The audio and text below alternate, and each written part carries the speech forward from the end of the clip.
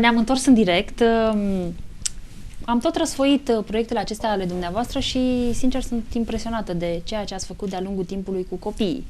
Doar așa, dacă aș enumera câteva dintre activități și am putea să ne dăm seama de amploarea activității cadrelor didactice de la colegiul dumneavoastră, de la Vasile Pârvan. Iată, cu Viața mea apăr viața, concurs național de protecție civilă. Și chiar la interjudețean, deci am fost la faza națională cu copiii 2 ani la rând și o să participăm și anul acesta. Da. Sau concurs național sanitarii pricepuți. Da. Și asta tot cu copiii dumneavoastră? Sunt concursuri, da, sunt concursuri naționale și participăm la fazele județene. Și cum se înscriu copiii la aceste concursuri sau cumva sunt Nu, popularizăm și bineînțeles că cine dorește și îl și atrage să dorească. Da. Îi manipulați un pic. Îi atrage. Expoziție fotografică în colaborare cu Fundația Marea Neagră, a fost o activitate deosebită. Copiii au făcut fotografii? Nu, ei ne-au prezentat o expoziție fotografică și au fost exerciții de comunicare. Vedeți că stau jos acolo frumos, foarte frumoase. Sau memorialul lumânărilor aprinse. Ce înseamnă asta? Da, este vorba de un marș și au mai fost și în anile acestea pentru copiii morți din cauza bolii SIDA. Am înțeles, da. Campanie națională și copiilor le pasă. Din câte văd eu, chiar le pasă copiilor. Chiar acum se va derula săptămâna legumelor donate. În fiecare an strângem prin donații și identificăm unde vom duce legumele. Noi avem și două structuri, grădinița numărul 34, școala gimnazială numărul 19. Avem copii de la centrele de plasament acolo și bineînțeles că acele două centre ducem mereu legume în fiecare an. Se face o campanie amploare. Este o campanie națională. Și multe altele. La fel, o grămadă de diplome cu copiii dumneavoastră, tot felul de proiecte, utilizarea apei meteorice. Da, acolo este un proiect internațional, este primul în 1997. Noi în curtea liceului, la elevi, avem un lac meteoric, este unicul din țară, construit împreună cu într-un proiect cu Germania. Este un lac care are capacitate de autoepurare. Din păcate acum s-a stricat un picuț folia și trebuie să găsim fonduri să schimbăm folia de izolare. Am înțeles, da. Apa, schimburile, comunicarea și Europa. De ce este atât de Socrates? Da, de ce este atât de importantă? Că văd mereu motivul este canal de comunicare atât în Europa cât și în toată lumea. Era vorba de canalul Rin-Dunăre, Marea Neagră, pe axa prioritară și a fost un proiect foarte, foarte frumos atunci. Da. Am mai avut Comenius acum terminat în 2013, inițiat când deja îi preluasem pe cei de la școala 19 și apoi ne-am de comun, dar ei au fost inițiatorii acestui proiect. Și vrem să aplicăm și anul acesta, când se demarează. Ce înseamnă astfel de proiecte ca timp pentru profesorii de la Colegiul Tehnic Vasile Pârvan? Familia mea ar putea spune, da. Când merg acasă. Știți de ce vă întreb? Pentru că există în societatea românească tendința aceasta de a spune că profesorii nu se duc decât 4-5 ore și pe urmă gata, au terminat. Am și martori aici, când vin și când plec din școală, când plecăm din școală. Țin să menționez că și rezultatele proiectelor și olimpiadele, există echipe de profesori, deci nu numai eu. Rezultatele la olimpiade, am zis că dau copiii din mai multe module de specialitate, de adevăr, partea practică o fac cu mine, dar modulele de specialitate vreau să-i mulțumesc doamnei profesor Moisa, fosta dirigintă, cu care colaboră Mihai Mihaela, Vrana Mircea și sunt și alți colegi care au fost la noi în școală, dar acum au luat așa un coleg în Norvegia, altul. Fără echipa profesorilor și a laborantului care este în laborator, pentru că ne pregătește tot, altfel noi n-am putea să lucrăm. Da. Echipă de profesori și de elevi. O să vă întrerup puțin pentru că o avem pe Flavia în direct cu noi. Bună seara, Flavia! Alo, bună seara! Bună seara! Bine ai venit la noi în emisiune. Așteptam să intri în direct cu noi pentru că mă interesează să știu cum vezi tu acum Colegiul Vasile Pârvan din perspectiva studentului de astăzi care ești și poate cercetătorului de mâine. Mie liceul la care am fost colegii prin Vasile Pârvan mi-a schimbat cu tot perspectiva asupra acelor învățate. Adică eu am ajuns în liceu fără să știu prea mult de chimie și am ieșit de acolo mergând chiar la facultate de chimie. M-a ajutat foarte mult. Dar înainte de a intra în liceu, te-ai gândit că vei îmbrățișa domeniul acesta? Nu. Și cum s-a întâmplat? Adică vreau să aflu cum s-a petrecut această schimbare de la cineva care, mă rog, a intrat la liceu, să spunem, da? Și dintr-o dată a descoperit o pasiune pe care iată a îmbrățișat-o și merge mai departe cu ea. Pentru că trebuie să le spunem telespectatorilor noștri, bineînțeles, a spus și doamna profesoară mai devreme că ești liceana cu cele mai multe rezultate în domeniul acesta. Ai 3 premii întâi la nivel județean, o mențiune și 2 premii întâi la Olimpiada Națională 2 ani consecutivi. Da. M-au ajutat foarte mult profesorii, pentru că dacă nu am avut pe cineva care să se ocupe cu adevărat de chimie în general, și când am ajuns la liceu, eu nu știam mai nimic. Și au avut răbdare cu mine și datorită lor am învățat. Adică dacă nu existau acești profesori, eu nu cred că ajungeam unde sunt acum. Unde ești acum? Sunt la Facultatea de Chimie Aplicată și Știința Materialelor din cadrul Universității Politehnica București. Și după ce vei termina facultatea aceasta, ce vei fi? Voi continua cu masterul, dar eu tot în același timp, în timpul facultății, am făcut și modulele pedagogice. Acum, unde voi ajunge, nu știu exact. Te-ai gândit să te întorci în învățământ? Da, poate coleg cu noi. Să fii colegă cu doamna profesoară? Nu știu, e întotdeauna o posibilitate, dar nu știm niciodată cine va rezerva viitorul. Da. Am făcut acest modul ca să am de unde să aleg când voi termina. Să am mai multe oportunități. Am înțeles. Cât de important a fost pentru tine contribuția, nu știu, sau suportul, sprijinul părinților tăi? A fost important, normal, adică pentru mine a fost important, nu pot să zic că nu. M-au sprijinit, m-au lăsat, să zic așa, în pace să învăț, nu m-au stresat cu alte treburi, m-au sprijinit, s-au bucurat pentru reușitele mele.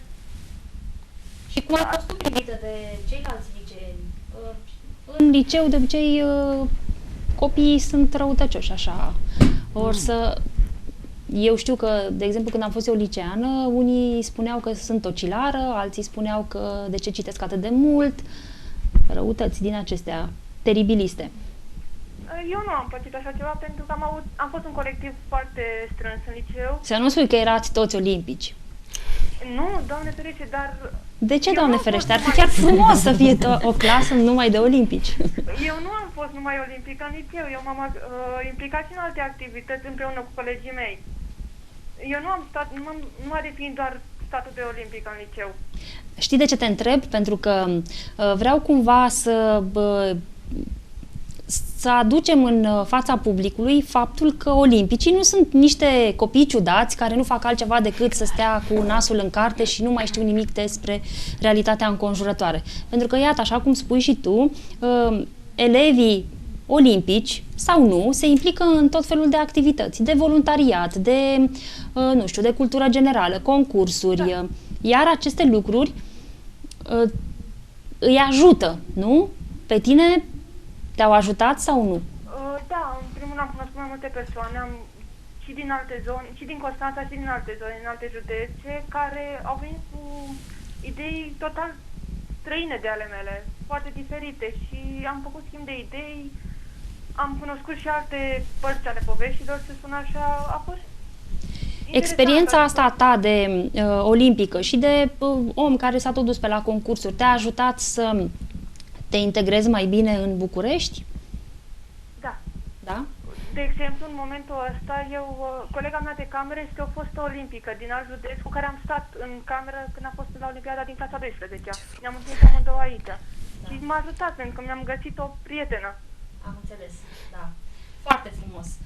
Flavia, felicitări pentru tot ce ai făcut până acum, pentru că ți-ai dedicat timpul propriei tale educații într-o perioadă în care în țara noastră nu prea contează educația, din păcate, dar sperăm să se schimbe lucrurile acestea prin voi, copiii de astăzi, studenții de astăzi, olimpicii și cercetătorii de mâine. Îți mulțumesc că ai fost alături de noi. Dacă vrei să transmiți ceva doamnei profesoare, este aici în platou și te ascultă cu foarte mare atenție. Și este foarte mândră de tine. Mulțumesc mult. Doamna profesoară Deca știe ce gândesc despre dânsa. A fost singurul profesor care m-a făcut să-mi doresc să învăț. Adică la orele dânsei mi-era rușine dacă mă întreba ceva și nu știam. Deci învățam că mi-era rușine. Dar și de plăcere. Normal. Deci nu m-a forțat. Nu, mă refer că ați pus atât de mult suflet în ceea ce ne predați nouă, încât ne simțeam prost dacă nu știam. Adică dumneavoastră să munciți pentru noi și noi ce facem? Stăm și... Am înțeles. Mulțumesc foarte mult, Flavia, și mult succes în continuare. La revedere. Da, ne întoarcem la discuția noastră pe care am părăsit-o un pic. Ne vorbeați despre proiectele dumneavoastră, dar era foarte important pentru mine să stăm de vorbă și cu elevii, produsele, aș putea să îi numesc chiar așa, produsele muncii dumneavoastră. Pentru că, de fapt, asta este bucuria unui profesor. Să-și vadă informația într-un elev și motivația și pasiunea. E foarte mare lucru când vii la începutul anului școlar și întrebi din anul trecut și îți răspund. Și atunci când îți spun, dar nu ne-ați predat. Și când noi știm exact că am predat. Dar atunci când îți răspund și sunt activi, e o mândrie. Și mai ales când ai și rezultate. Și mă bucură mult traseul lor. M-am bucurat pentru Flavia că a mers pe drumul continuitate pe calificarea pe care a avut-o în liceu, dar și pentru Lidia, pentru că folosește, care chiar am și întrebat-o, laboratoarele, clar că sunt de farmacie, fie chimie organică și anorganică. Și analitică. Da, este foarte important să reținem acest aspect, că la oră contează foarte mult profesorul. Și poate că vă simțiți prost acum că vă laud, da. Pentru că de obicei profesorii foarte buni sunt și foarte modești, dar atât copiii care ne urmăresc, elevii, dar și părinții, dar și profesorii, trebuie să înțeleagă că fără tact pedagogic, fără pasiunea pentru munca pe care o facem, nu o să reușim niciodată nimic. Și cred că ați reușit prin rezultatele dumneavoastră să puneți sămânța acolo și să și rodească. Acum, noi cei de specialitate, profesori de specialitate, suntem la bază ingineri, avem norocul de a nu a preda numai discipline teoretice. Aceste aplicații practice, aceste ore de laborator dau o mai mare relaxare a elevilor. Bineînțeles că ei trebuie să desfășoare lucrările de laborator, nu să aibă alte atenții în timpul orelor, dar această mișcare în cadrul grupei, că lucrează pe echipe și fiecare are anumită responsabilitate în cadrul echipei, apoi se lucrează iarăși împreună, altfel de oră, chiar la început, mai ales cei mici spun. Apropo de altfel de oră, chiar avem acum pe ecranele noastre câteva fotografii de la lecțiile demonstrative pe care le țineți la clasă. Pentru mine, chimia este o materie destul de dificilă. Cu protecția mediului mai poți jongla, mai poți face proiecte de voluntariat, mai ieși în aer liber, mai sădești un copac, mai vorbești despre apă, lucruri care interesează pe toată lumea. Dar la chimie trebuie să știi, în primul rând, teorie, formulele acelea minunate. Dar nu e chimie, aici este o lecție de analize probe de apă potabilă. Așa. Și erau împărțiți pe grupe, era o singură probă din zona industrială luată și determinam mai mulți indicatori de calitate a apei. Duritate, calciu, magneziu, cloruri și mai mult, și astfel că apoi întocmeam un buletin de analiză. Aici sunt titrări, sunt metode tradiționale, volumetrice, dar avem și ustensile, avem și truse moderne și truse de teren achiziționate într-un grant de dezvoltare Asta școlară. vreau să vă întreb, de unde aveți materialele? Că știu că bugetul stă cam prost la educație. De 15.000 de euro în care am luat truse de teste de laborator. Cine s-a ocupat de acest grant? O colegă de-a mea. O echipă, dar dânsa, Cristina Gârbotă, l-a inițiat și apoi tot echipa a fost, pentru că am avut nevoie și de agenți economici și de scriere într-un proiect, nu o singură persoană. Deci iată că profesorii se ocupă și cu atragerea de sponsori în școli. De fonduri, da. Da. Apoi vine evaluarea elevilor, nu? Evaluarea elevilor la fiecare Cum faceți, apropo, oră. Evaluarea aceasta a elevilor? Cu la note probele, sau? Cu note. La probele practice eu urmăresc pe o fișă de evaluare. Acum eu și mai iert câteodată, spune Lidia, pun cu 10 cu mare drag pentru un răspuns corect, prompt, un singur cuvânt dacă mi se răspunde cu mare drag, dar dau și Note mai mici. și 2, spune ea. Ați avut parte sau aveți parte de elevi zburdalnici? Ei, pădure fără uscături? Nu se poate. Nu se poate. Încercăm să-i atragem și pe ei. La mine la oră mai puțin. Eu sunt v-am zis, mai exigentă un pic, nu prea mișcă niciunul, dar acum, cu toate că în laborator le este interzisă joaca sau atenția distribuită în alte parte. Din 99 sunt în Colegiul Tehnic Vasile Pârvan și predau ore de specialitate, vedem că lucrăm cu sticlărie de laborator, nu am avut niciun accident. Că se pot întâmpla accidente și astfel că, bine, și instructajul de protecție a muncii, dar trebuie să respecte regulile desfășurării unei ore de laborator. Și toată lumea vine cu halate la laborator. Da. E regulă, nu? Regulile nu au voie fără halate de laborator, părul strâns, tocul jos. Lidia, ce înseamnă că doamna profesoară este exigentă? Cum o percepi tu? La început mi-era frică să o privesc în ochii Doamnei. Tăcea să merg capul în jos, mi-era frică, efectiv mi-era frică. Niciodată nu mi s-a întâmplat nimic rău, Doamne ferește. Dar de unde această frică? Probabil vrei să spui că nu. Era mai mult vorba de respect, nu? Da. Sau deja are o reputație în liceu nu printre ceilalți? Regulile care erau pentru laborator, deci dacă cumva se întâmpla ceva, oricum niciodată nu s-a întâmplat nimic, pentru că toată lumea trebuia să respecte regulile, că așa e normal. Da. Ea este și o fată mai timidă. A crescut, totuși curajul i-a crescut și Flaviei în timpul liceului. Da. Asta probabil și datorită acestor concursuri la care ați participat. Cu siguranță. Da. Contează foarte mult, pentru că dintr-o dată frica de examene dispare. Da. Adică nu chiar dintr-o dată. După primele 2-3 concursuri... Și la fiecare olimpiadă a avut și la fază pe școală, și fază pe județ, și fază națională, câte 2 probe scrisă și practic. Și la practic profesorul stă lângă tine și te privește cum mânuiești ustensilele. Deci sunt ustensile care trebuie să ai foarte mare deprindere de a le utiliza și nu e ușor. Mai avem foarte puține minute până la sfârșitul acestei emisiuni. Aș vrea să vă întreb, Colegiul Tehnic Vasile Pârvan, ce fel de elevi sau ce fel de meserii își pot alege în urma orelor și cursurilor și activităților de la liceu? V-am zis că sunt cele 3 domenii mari: chimie industrială, protecția mediului și fabricarea produselor din lemn.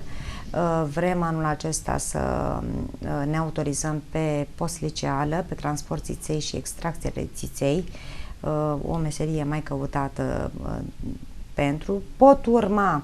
Am avut și cu Rompetrolul, chiar cer de chimie industrială, noi acum nu avem, absolvenți de chimie industrială, un internship foarte frumos și anul acesta ne-au cerut, în care elevi de-ai noștri au fost angajați acolo, ecologi nu.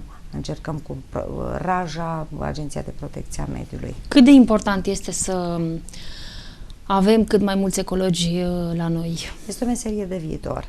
Orice agent economic și conform directivelor Uniunii Europene impuse privind protecția mediului și chiar alaltă era vorbit de încălzire globală, de dezvoltare durabilă, copii de la clasa 12-a, e necesar. Dar e bine să-și continue și studiile pe domeniu sau măcar ceva alăturat la care le folosește ceea ce au învățat în lecțiile de laborator. Sau pot alege cu totul și cu totul altceva. Bineînțeles, avem studenți la arhitectură, avem, deci, cu totul în alte domenii care nu au avut legătură cu protecția mediului, dar eu, mai ales la analizele de apă, și asta încerc să le transmit și le cer, vreau să știe cât vor trăi, cum influențează calitatea apei, organismul uman și mediul înconjurător. Pentru că e acolo asta învață. Ce înseamnă calciu, ce înseamnă magneziu din apă, deficit, exces de ce trebuie să facem. Da, e adevărată povestea asta cu trebuie să bem 2 litri de apă pe zi? Da, asta biologul spune. Asta biologul, eu trebuie să spun apa cu mult calciu, ce înseamnă apa cu calciu puțin sau magneziu sau duritate, și pentru instalații, pentru industrie, de asemenea și pentru organismul uman. e necesară pentru toate reacțiile chimice din organism. Am înțeles. Lidia, ce vei fi mai departe? Adică vreau să întreb dacă vei rămâne în țară sau vei pleca? Sau nu știi încă? Cu siguranță voi rămâne în țară, adică momentan nu am gânduri de a pleca din țară. Crezi în viitorul acestei țări? Că tot o să se apropie alegerile, nu facem politică la emisiunea asta, dar nu am putut să nu observ că ne-am îmbrăcat amândouă în roșu. Da. Da. Cei din redacție E numai de culoare. Da, e numai de culoare. Cei din redacție au observat și deja m-au tras de urechi. Eu am vrut să mă luminez după o zi de muncă fantastic de ușoară astăzi. Da. Păi e vineri, ce să mai... Deci vrei să rămâi în țară? Da, cu siguranță. Păi eu cred că este nevoie de olimpici în țară, deși exodul creierelor de la noi din țară este cel mai mare din Europa. Dacă asta ar trebui să ne pună puțin pe gânduri. Faptul că cineva vine și spune că vrea să rămână în țară și să facă schimbări aici, este cu atât mai bine. Pentru că, iată, avem modele foarte bune. Doamna profesoară a rămas în învățământ. Da. Unii pleacă, alții nu mai suportă. Dar cei cu adevărat dedicați rămân și își fac treaba, indiferent de ce se întâmplă. Pentru că asta este menirea lor. Da. Eu vă mulțumesc foarte mult pentru că ați participat și că ne-ați prezentat proiectele din Colegiul Vasile Pârvan, pentru că probabil doar câțiva oameni, cei care sunt implicați, profesorii, părinții și elevii de acolo știu, dar eu știu, poate că cei care ne-au urmărit în seara aceasta se vor gândi la liceul dumneavoastră atunci când vor alege pentru copiii lor, nu știu, drumul spre clasa nouă. Drumul spre clasa nouă, drumul spre viitor, drumul spre viitor, da. Spre, eu știu, spre ceva foarte interesant. Pentru că voluntariatul, am mai avut invitații în emisiune care au vorbit despre voluntariat. Voluntariatul, iată că prinde rădăcini în România și schimbă atitudinea. Schimbă atitudinea, este foarte important ca dintr-un copil foarte emotiv să scoți un tânăr, adult, responsabil, care vrea să facă foarte multe lucruri pentru țara sa și care rămâne aici să schimbe mentalități. Pentru asta vă felicit. Și vă mai aștept la emisiunea Școala după școală, să vedem ce se întâmplă după școală. Am văzut ce s-a întâmplat cu Livia, am văzut ce s-a întâmplat și cu Flavia. Felicitări, doamna profesoară. Mulțumim. Și mult succes în continuare. Noi încheiem aici emisiunea din seara aceasta, dar nu uitați, numărul nostru de telefon este 0241760207. Puteți suna și vă puteți, nu știu, autoinvita la noi în emisiune, să vorbiți despre proiectele dumneavoastră. Din ce în ce mai frumoase, iată că după 6 ediții am descoperit oameni minunați, am descoperit că educația în societatea românească este cu motoarele turate la maxim și că toată lumea se implică. Nu avem numai părți negative. Iar pentru asta vă aștept în emisiune să vorbim, să ne delectăm cu proiectele dumneavoastră și să... Eu, personal, vreau să vă laud și să mă mândresc cu oamenii care încă sunt pe metereze. Acestea fiind zise, vă doresc un weekend plăcut și o săptămână viitoare cât mai minunată. Rămâneți alături de Litoral TV și de programele noastre. La revedere!